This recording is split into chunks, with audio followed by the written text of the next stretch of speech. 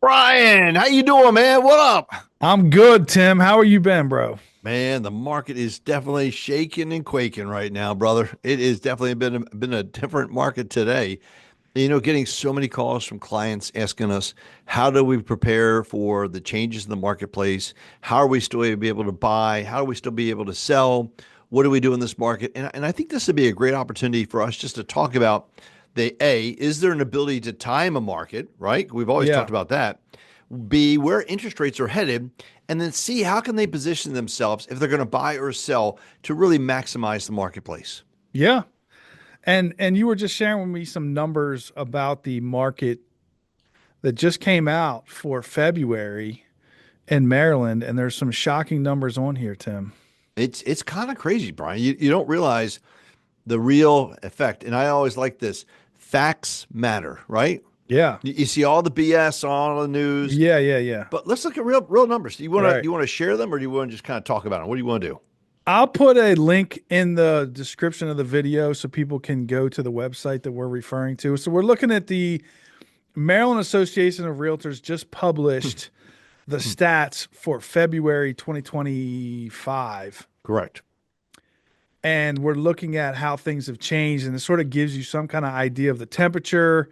How are we moving into spring? What's the Hmm. market going to be for 2025? So, Tim, how is the market going to be for 2025? Well, unfortunately, it looks like we are in a slowdown pattern. And that's a slowdown in the number of units being sold. Now, Yeah. keep in mind what's still happening to volume, Brian. Volume is still going up, right? Because sale prices are significantly higher. So that's number one, the way that I'm reading this. Okay. But I am seeing units down significantly. We see medium sale price still cranking up a tiny bit. Yep. But then we look at pending units. Unfortunately, they are down. From the way that I read it, about 5%. You look at, Let's go over yeah. some specific counties. Oh, sweet. Jumping in. Yeah, just go in alphabetical order. Let's hit like Anne Arundel, PG, and then Southern Maryland.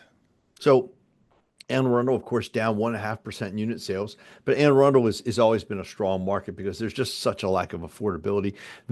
Medium sale price up 3.9%. But what I think is critical is pending units are down. When I say down, they're roughly down about 10% from what I'm seeing right now. Yeah. I see that happening. I see active inventory. So, This so is the just kicker. let's just Yeah. explain a few things, right? So, when you're saying the sales are down, those are representative of houses that went to settlement in February, theoretically went under contract December, January, Correct. and then pending would be stuff that went under contract in February. So, like December numbers that went under contract, closed in February, are down 5%, but the stuff that's going under contract in February is down 10%. Yeah, And that's significant. over. If we were to go back to 2021, we're down like 50%. So It it's is like definitely down, significant. down, down, down, and we're in the basement.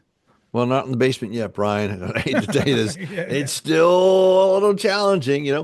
I think the other thing too is the active inventory in Illinois County. Looking at that, it went from 823 to 683. We're talking about a 140-point swing. And that's roughly about 18% active inventory. So people are like, I'm not putting my houses on the market anymore. I'm hanging tight.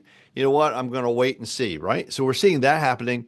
And then the other thing that you showed me, which kind of blew my mind, days on market is shaking a little bit. Now, Anne Arundel County, days on market is actually only 8. It's actually dropped 50%, Yeah. right? Yeah. But in most markets, it's changed dramatically. And then new listings, 470 versus 651. Brian, that's 181 houses difference. It's about a 30% drop in new listings. Let's go over Calvert and St. Mary's. Yeah, so Calvert down 16% in unit sales. And it's kind of wild. Calvert, they don't do a lot of sales. I mean, they did 80 last year. This year they did 67 in the same month, right? 67 houses in the entire county sold in 1 month, and that's probably includes 5 or 10 new construction townhouses and condos in Correct. Prince Frederick. So yeah, I think the most important piece here is the medium sale price is down 7.7% down. So what's that tell you about prices? I think the high end, we're definitely seeing the high end pressure going down, right? Even the low end, we're seeing some movement from that standpoint. We really are. Unit sales is flat, which is typical, but right. active inventory is down. Ready? 20%. And that's Yeah. over last year. It's important to Correct. understand how bad last year was. And we really need to like go out to a 5 year, 10 year, 20 year Yep. window and then match that to the population to see how few houses are on the market. And I think a big driver, and this is one is Charles. Charles County is more of a it's a constantly changing, it's constantly evolving, if you will. Their sales are down 11% year over year. That's nuts. That's amazing. Now this is the kicker. You ready? And the sale prices are down 4.4. So what's that tell you? Market's slowing down, man. There's definitely some challenges there. And then on the other side of the coin, active inventory, not really down, but flat. But days on market went from 21 to 29. So that's a significant kick in the pants. What about the pending? So on pending sales we have right now for Charles County, we have 208, which believe it or not is comparable to 192 last year. So that's actually good. So pending sales are good, which I will tell you, January and February were very, very quiet months as far as activity. So that is happening. Now, some numbers that aren't reflective in Charles County, and this is really important, we don't always see all of the new construction, the Lennar, the D.R. Horton, the Ryan. They don't always report to the multiple list system, right? So unless you've got an agent involved, you're not always going to see 100% of the unit sales. So I think Charles County is a little underrated because of that. But Well, if the I look at contracts pending's down, what, 8%, something like that? contracts pending for them, no, it's actually up for Charles County. We went Oh, from I'm looking at it in 192 to reverse. 108. I'm Yeah. looking at it in reverse. I think Okay. what you really want to look at, Brian, is new listings. It went from 232 to 164. So we're basically talking about a 25% drop in new listings. Again, what does it tell you? People are stepping off the sidelines. They're waiting and they're trying to time the market. Let's talk about market timing. And you and I talked about this before, right? Yeah. So can you, I'm going to pose this to you, can you really time the market? Well, every decision about buying or selling a house, 99.99999% of the time is based on someone's personal circumstances. I don't know anybody who sat around and said, they're going to take a 5 year window and try to find the best opportunity inside of 5 years, and they're going to try to figure out how to do that. Mm-hmm. Mm-hmm. I think just from a perspective, you have the number of houses to pick from or the number of houses that you're competing against, depending on if you're buying or selling. You have the interest rates, and then you have the house prices. So people would like to be able to buy when house prices are low, interest rates are low, and there's a lot of houses to pick from. And they'd like to sell when interest rates are low. There's not a lot of houses to pick from, and house prices are high. So it's still great for sellers because even though all these numbers are down, Right. the days on the market is still under 30 just about everywhere in the entire state of Maryland. There's a couple of little spots in there, but for the most part, it's just, 30 days or less, which if you were to look at like what a normal uh, buyers versus sellers market in is, Right. the pivot point's around 100 days. So we're still like all the way down on a We're still a seller's seller's market. market, and more importantly, the months of inventory is at 1.7 months for the whole state. Yeah. That also kind of supports that. But here's the Yeah. key, Brian, and this I always tell people: you can never truly time the market. We don't know if rates are going to Right. go up or rates are going to go down, right? Yeah. We don't know if values are going to go up or values are going to go down. We can look at the past as Well, an I would say indicator of the that we kind of future. can. We kind of can because so let's just take the house prices going up or down thing. So Mhm. it was 2019 house prices started kind of accelerating and people were like, we're going to wait for the crash because in 2019 we had been on a 10-year run of Right. house prices going up. Hmm. So everyone's like, well, it's cyclical and it changes every 5 years and we're due for a correction. And then they Sure. went, pshoom, and then they went, pshoom, right? And so what would be the scenario in which house prices would go down? It would be some sort of a financial collapse. Some people are saying that, Donald Trump's going to ruin the economy, not to get into that, but I don't think that's going to happen.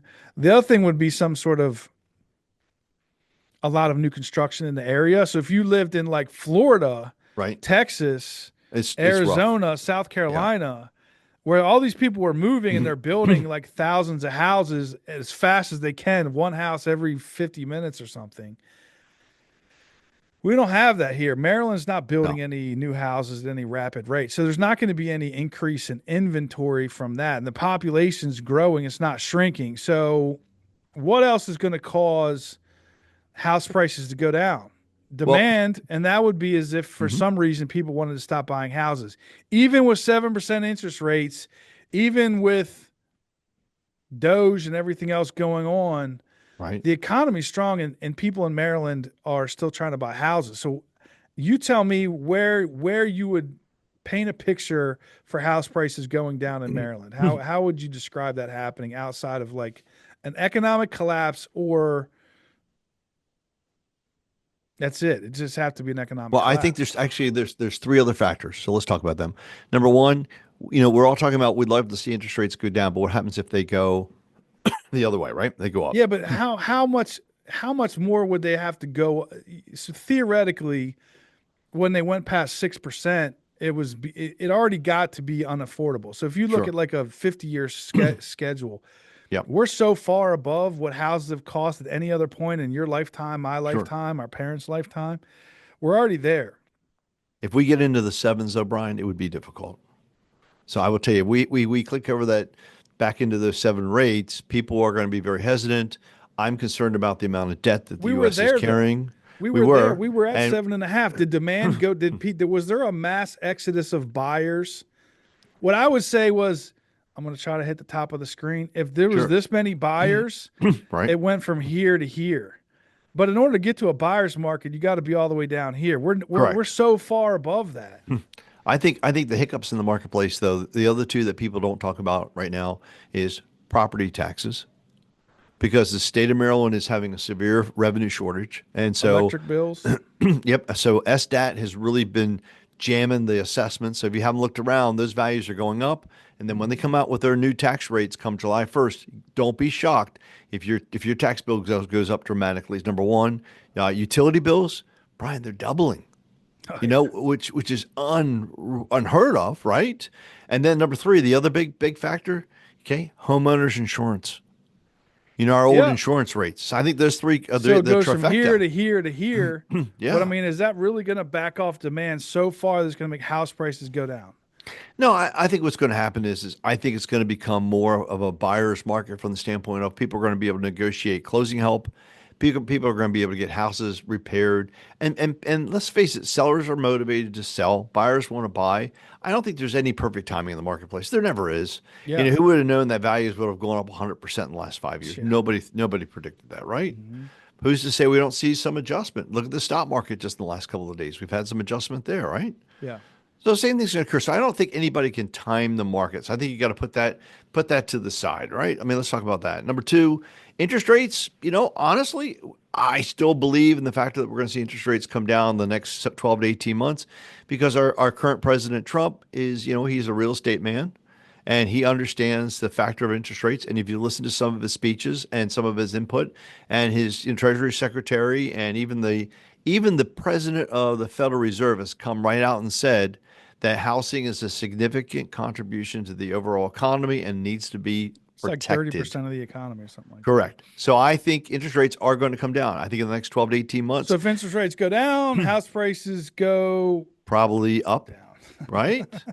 Yeah, because let's say if interest rates go down, more people could Yeah. buy, more Yeah. people can buy, Yeah. then there's more pressure. So buying Supply and today, demand. Price is buying always today, a yeah. result of supply and demand. So buying today makes sense. You know what I mean? I And if I'm a agreed. seller, honestly, I don't think it's a bad time to sell, because you're thinking, okay, it's having a little bit of a challenges, but look how far you went up over the last 5 years. You've got a heck of a lot of equity. Count your blessings, right? So as a seller, have the right perspective, have the Mhm. right focus, and realize, you know what?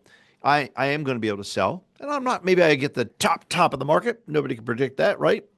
But if you want to sell, you want to make sure the house is in great condition, right? Yeah. You want to make sure you put in 100% financing, because almost all homes can be 100% financed, right? And then number three, more importantly, you want to offer closing help. Everybody's on the old hat of, I didn't need to give them anything. Well, today you do, right? Because you don't want your house to sit on the market. Brian, if a house sits in the market for more than a couple of days, a week, two, what happens to it? People assume there's either something wrong with it or it's overpriced. Correct. That's So it gets universal. stale. That's what we always tell people. If your house stays in the market more than 10 days, it's getting stale. And now the question is, what can you do to spruce it up, right? Go in right from the very beginning. Go for the jugular. Don't go at market price. Go a little bit below. Create some rate competition in the price. Whoa, it's 399. The house is 410 all day long. We want to push in that kind of pressure, right? Get into a little bit of a bidding war. Offer closing assistance. Post 100% financing. Okay. Now, if I'm a buyer, honestly, I'm going to go in and tell everybody, all my buyers, look, you still want to go for full price. It's still a very competitive market. If you're going to ask for closing, you want to, go ahead and offer a little bit more on the price. Build it in because now you can at least find homes for sale when you couldn't even find homes for sale a year ago. Yeah. So I still think it's a good time to buy, but I think we need to have the right perspective in mind. And I think it's still a home run. I really do. I don't disagree. If we had to sum up the numbers for February in the spring and the housing market together, what I would say is that the inventory is down, the number of Right. sales is down, house prices across the board, the median sales prices are up, up, up, up, up, up, up. So, So that's not a huge predictor of house prices collapsing. yeah, It just isn't right now, guys. I mean, yeah, that's what it comes down to. But yeah, is it slowing down? I think it is. I don't think there's any reason why not to say that, quite honestly. yeah. But I still think it's a good time to buy, given all the factors in play. So the best way to look at today's market for February is the pending units, that the number of houses that are under contract. Now that's going to be affected by how many houses are for sale. So if there's only 100 houses for sale, there's only 100 houses that could be pending. So when you're looking at those Correct. numbers, you do have to like look at that next to the inventory to see. Yep. But it looks like there is a far fewer of number of houses going under contract. So it might look like there is less demand. It's about 5% less from compared to last year. Yeah. Yeah. But still, it's still a significant number. I mean, there's no question about that. But like I said, and you nailed it right in the very beginning, it's all a personal decision Yeah. based on your needs and wants and Yeah. based on what needs to happen, right, in the next Yeah. 12 to 18 months. So don't try to time the house. Don't try to think that. I guess the summary and the conclusion of this conversation is there's nothing that's indicating that the housing market is going to be significantly better for buyers outside of an economic collapse. Does that sound about right, Tim? I think you're right on the money, man. I really Yeah. do. Yeah. So if you're going to buy a house, should you buy now? Should you wait until April? Should you wait until June? So the answer to that question is that as the market starts to continue to heat up under a natural cyclical cycle, meaning that more people buy in April Right. and go to settlement in or April and May and go to settlement in June, twice as many on average as do February, which is what we're looking at right now. It makes sense that during the March, April, May timeframe, there is more competition for listings. So when you're putting a bid in, it's more common to see 5 offers on a house in Mm-hmm. May than it is in February. So if I was going to buy a house, I would get very aggressive about trying to buy one in Well, it's not February anymore; it's already March. But But still a good month to put a contract in, to be I honest would with be you. more Yeah. aggressive about doing it now because I feel like as time Right. goes on, Yep. you're going to start to see that bump. And I feel like what Mm-hmm. happens is April, May, Mm-hmm. you see that sort of like median house price bumps up because I think people are more aggressive about getting a house because they have to move. It's Mm-hmm. one of the things we're seeing right now is people are moving because they have to. They got a new job, they're relocating, they're getting a divorce, they're getting married, whatever it is, and they're doing that. And when there's 5 offers, you can't come in 20,000 under the asking price.